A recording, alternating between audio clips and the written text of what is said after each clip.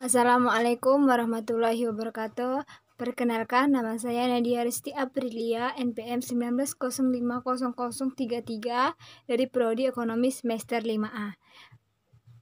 Baiklah, dalam video kali ini saya ingin menjelaskan sedikit mengenai klasifikasi sumber daya alam dan hubungannya dengan yang lain. Di mana subjudul yang akan saya bahas dalam video kali ini yaitu mengenai potensi SDA. Yang kedua, hubungan antara SDA dan penggunanya. Yang ketiga, SDA milik umum atau pribadi. Yang keempat, pemanfaatan SDA secara koefisien. Baiklah, tanpa panjang lebar lagi, di sini saya ingin menjelaskan sedikit mengenai potensi SDA, di mana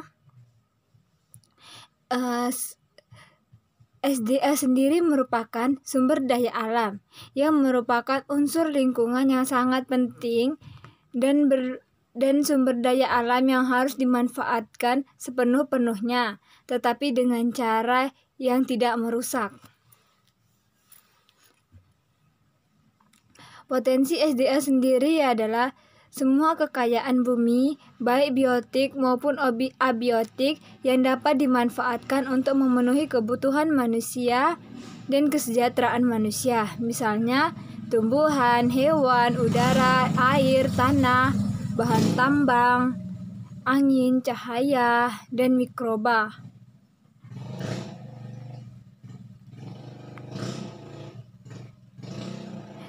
Sumber daya alam non-hayati atau abiotik disebut juga dengan sumber daya alam fisik, yaitu sumber daya alam yang berupa benda-benda mati, misalnya bahan tambang, tanah, air, dan angin.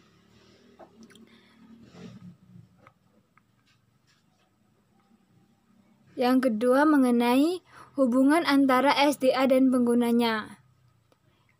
Hubungan antara sumber daya alam dapat didefinisikan atau diartikan sebagai suatu sumber daya alam atau faktor yang disediakan oleh alam ataupun modal alami dan bukan merupakan buatan manusia. Dalam hal ini, sumber daya alam perlu diklasifikasikan atau digolongkan karena dengan penggolongan itulah dapat mempermudah mengenai pemahaman mengenai sifat yang dimiliki oleh sumber daya alam tersebut.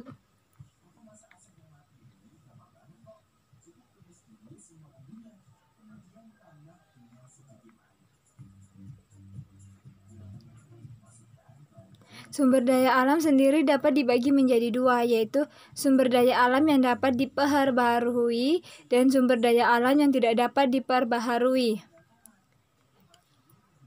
Pertanyaan ketiga yaitu SDA milik umum atau milik bersama. Baiklah, kita sering mendengar bahwa dasar pengelolaan sumber daya alam di Indonesia dalam pasal 33 ayat 3 Undang-Undang 1945 berbunyi, bumi dan air dan kekayaan alam yang terkandung dalam kekuasaan oleh negara yang dipergunakan untuk kemakmuran rakyat terkandung di dalamnya. Dalam pasal ini disebutkan bahwa negaralah yang berkuasa atas sumber daya alam. Tetapi ada pengecualiannya.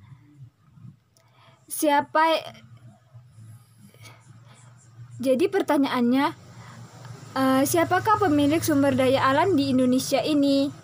Secara umum, hak dan kewajiban atau property right dapat dibagi 4 kategori, yaitu akses terbuka. Akses terbuka ini mengenai yang hak pemilikannya atas sumber daya alam terbuka dan dapat diakses oleh siapapun.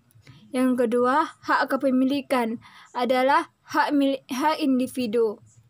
Berarti sumber daya alam itu tidak dimiliki oleh negara, tetapi milik individu atau organisasi. Yang ketiga, milik kelompok masyarakat, yaitu berarti sumber daya alam itu dikelola oleh sekelompok masyarakat untuk kebutuhan bersama. Yang keempat, milik bersama, yaitu pemanfaatan sumber daya alam secara eksekutif dimiliki oleh pemerintah.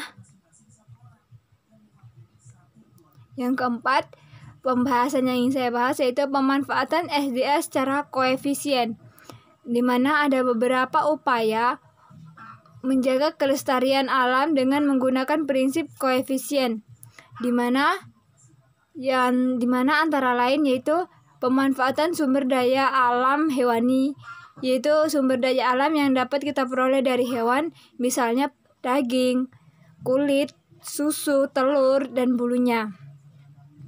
Yang kedua, pemanfaatan sumber daya alam nabati, yaitu sumber daya alam yang dapat kita peroleh dari tumbuhan, misalnya buah, bunga, daun.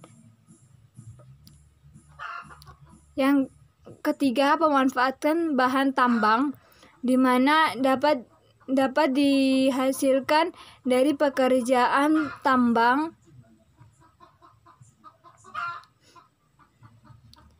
Adapun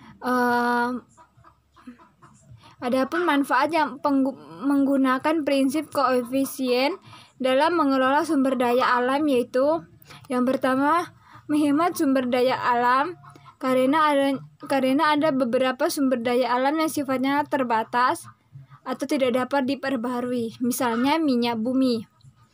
Yang kedua, menciptakan lingkungan yang sehat.